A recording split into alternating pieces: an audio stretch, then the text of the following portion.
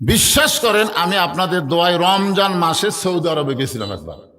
রমজান মাসের কয়েকদিন আগে গেছিলাম, ওখানে রমজান মাস আমি ছিলাম।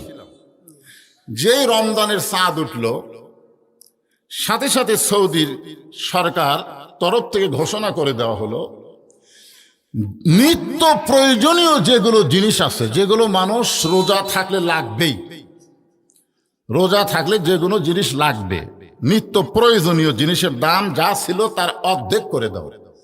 কারণ আমরা দীর্ঘ 1 বছর পরে আবার কোরআন নাজিলের মাস আল্লাহ আমাদেরকে দান করার কারণে এই খুশি হয়ে আমরা সব জিনিসের দাম অর্ধেক করে দিলাম। যার দাম 100 তার দাম 50, যার দাম 50 তার দাম 25, যার দাম 10 তার দাম 5।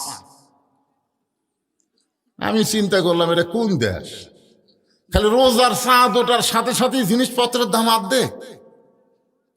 এখন চিন্তা করে দেখেন, সৌদি আরবে কোরআন নাজিলের মাসে সমস্ত জিনিসের দাম অর্ধেক হয়ে যায়, আর আমাদের বাংলাদেশে রমজানের চাঁদ উঠলে সব জিনিসের দাম কম বেশি একটু কমে না বাড়িয়া যায়।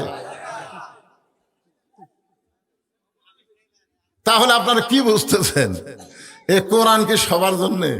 না না, এক ভাই বললো মুসলমানের জন্য। এত মুসলমানের দেশে এত ভেজাল, হায় হায় হায়।